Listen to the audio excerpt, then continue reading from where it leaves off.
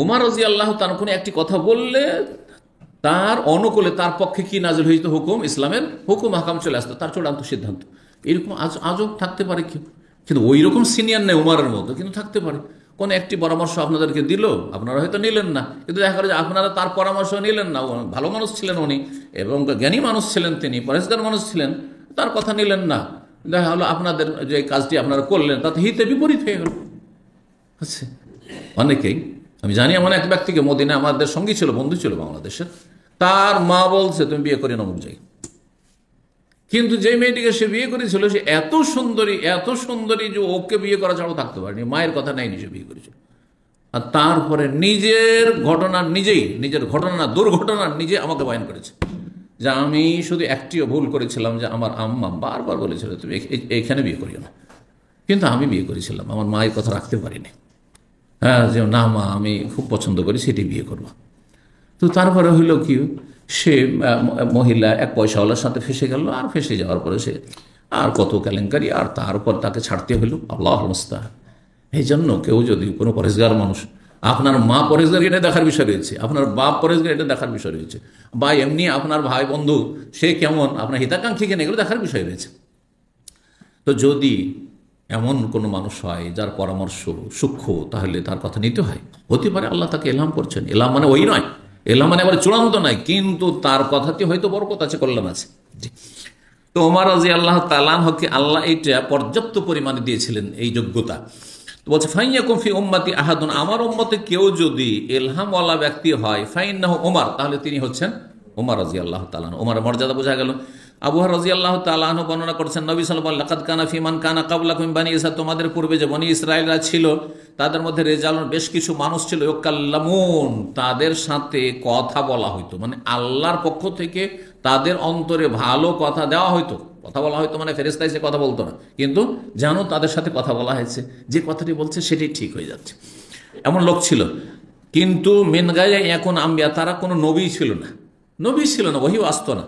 ফাইয়াকুন ফি উম্মতি মিনহুম, আমার পরে কোনো ব্যক্তি, আমার উম্মতের কেউ এরকম থাকে যে আল্লাহর পক্ষ থেকে যেন তার অন্তরে কোনো ভালো কথা, সঠিক কথা দেওয়া হচ্ছে, তাহলে তিনি হচ্ছেন ওমর রাদিয়াল্লাহু তাআলা আনহু। ইবনে আব্বাস রাদিয়াল্লাহু তাআলা বলেছেন, মিন নবীন ওয়ালা মুহাদ্দিসিন, কোনো নবী পরে আসবে না, এবং মুলহাম যদি হবে না, তবে যদি হয় তাহলে ওমর মানে সবচেয়ে যোগ্য মুলহাম, যার কাছে এলহাম হচ্ছে তিনি ওমর। কিন্তু এলহামের দরজা বন্ধ হয়নি, এখনো ভালো মানুষ, আল্লাহর নেক বান্দা আছেন, অনেক সময় সঠিক কথা বলছেন যে এরকমটা হতে পারে, আর সেটি হয়ে যাচ্ছে, এরকমটা হতে পারে আর হয়ে যাচ্ছে, যদিও সেটা সীমিতভাবে হয়তো দেওয়া হয়েছে অন্যদেরকে। 3690 নম্বর হাদিস বর্ণনা করছেন আবু হুরায়রা রাদিয়াল্লাহু তাআলা আনহু থেকে কয়েকজন তাবী বর্ণনা করেন। সাঈদ ইবনে মুসাইয়্যিব বর্ণনা করেছেন, আবু সালামা ইবনে আব্দুর রহমান বর্ণনা করেছেন, তারা বলছেন সামেন আবু হুরায়রা, আমরা আবু হুরায়রা রাদিয়াল্লাহু তাআলা আনহু বলতে শুনেছি, তিনি বলেন কালা রাসূলুল্লাহ সাল্লাল্লাহু আলাইহি ওয়াসাল্লাম বলেছেন, বাইনামা রাইন ফি গানামি আদাযেব, একদিন একজন রাখাল তার ছাগলের পাল নিয়ে চড়াচ্ছিল, আদাযেব, তারপরে সেই সময় একটি নেকড়ে বাঘ সেই পালের ওপর, বকরির পালের ওপর আক্রমণ করে দিল। ফাখাদা মিনহা শাতান, আর তারপর সেখান থেকে একটি ছাগল নিয়ে পালিয়ে গেল। ফাতালাবাহা, তখন সেই ব্যক্তি, সেই রাখালটি ধাওয়া করলো সে নেকড়ে বাঘের পেছনে, হাত্তা ইস্তানকাযা, তারপরে সেটিকে উদ্ধারও করে নিল। ফালতাফাতা ইলাইহি যাব, তখন সে নেকড়ে বাঘটি তার দিকে ঘুরে দাঁড়ালো, কার দিকে? ওই রাখালের দিকে ঘুরে দাঁড়ালো, আর বলল, তারপর বাকশক্তি খুলে গেল, নেকড়ে বাঘ কথা বলতে লাগলো, কি বললো? মাল্লাহা ইয়াউমাস সাবঈ, হিংস্র পশুর দিবসে এই তোমার বকরির পালকে কে রক্ষা করবে? সেটা কোনো রাখাল থাকবে না। লাইসা লাহা রাইন গায়র, আমার ছাড়া, মানে হিংস্র পশু ছাড়া আর কোনো রাখাল থাকবে না সেই দিন। ফাকালান নাস, এই ঘটনা যখন বর্ণনা করেন নবী সাল্লাল্লাহু আলাইহি ওয়াসাল্লাম, তখন লোকেরা তো অবাক, সুবহানাল্লাহ, যে ইউকাল্লিমু যিব, নেকড়ে বাঘে কথা বলেছে, আশ্চর্য কথা। নবী সাল্লাল্লাহু আলাইহি ওয়াসাল্লাম বলছেন, শোনো, ফাইন ওমেনো বেহি, যেহেতু আল্লাহ আমাকে জানিয়েছে, এটা আমি বিশ্বাস করি, আবু বকরও বিশ্বাস করেন, ওমরও বিশ্বাস করে, ওমা সাম্মা আবু বকর ওমর, অথচ সেই মজলিসে আবু বকরও ছিলেন না আর ওমরও ছিলেন, তাদের পক্ষ থেকে বিশ্বাসের বিষয়টিকে নিশ্চিত করছেন যে আমি যেমন বিশ্বাস করি তেমনি আমার সঙ্গী সাহাবী আবু বকরও বিশ্বাস করে আর ওমরও বিশ্বাস করে। তাহলে কতটা আস্থা ছিল রাসূলুল্লাহ সাল্লাল্লাহু আলাইহি ওয়াসাল্লাম তাদের ঈমানের উপর। 3691 নম্বর হাদিস বর্ণনা করেছেন আবু সাঈদ খুদরী রাদিয়াল্লাহু তাআলা বলছেন, সামি'তু রাসূলুল্লাহ সাল্লাল্লাহু আলাইহি ওয়াসাল্লাম বলতে শুনেছি, তিনি বলেন, বাইনা আনা নাইমুন, আমি একদিন ঘুমিয়েছিলাম, সব স্বপ্নের ঘটনা। রাআইতুন নাস, আমি লোকজনকে দেখছি, ওরেজু আলী, আমার সামনে দিয়ে তারা চলে যাচ্ছে, আমার সামনে তাদেরকে পেশ করা হচ্ছে, আসছে আর চলে যাচ্ছে। ওয়া আলাইহিম কমসুন, আর তাদের শরীরে জামা রয়েছে, জামা কাপড় পরে আছে, কিন্তু বিভিন্ন ধরনের জামা পরে আছে।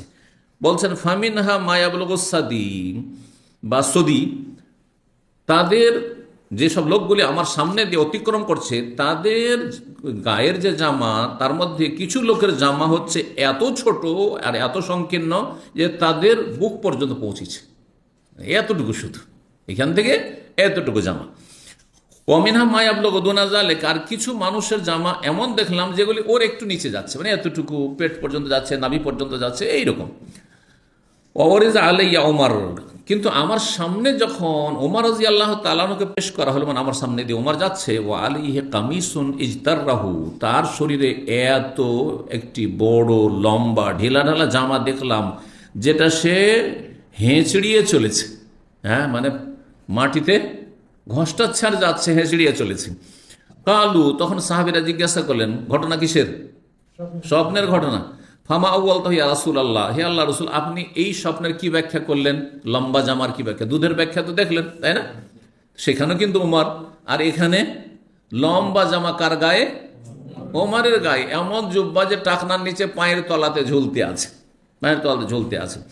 তো বলছেন কি তাফসীর করলেন বা কি ব্যাখ্যা করলেন আপনি এই স্বপ্নের? কালা দিন, মানে দিনদারি, পরেজগারি, আল্লাহ বিরুদ্ধ ধার্মিকতা। জি, তাহলে ওমর রাদিয়াল্লাহু তার মধ্যে পরিপূর্ণ ধার্মিকতা, দিনদারি ছিল, এটা প্রমাণ করে এই স্বপ্ন।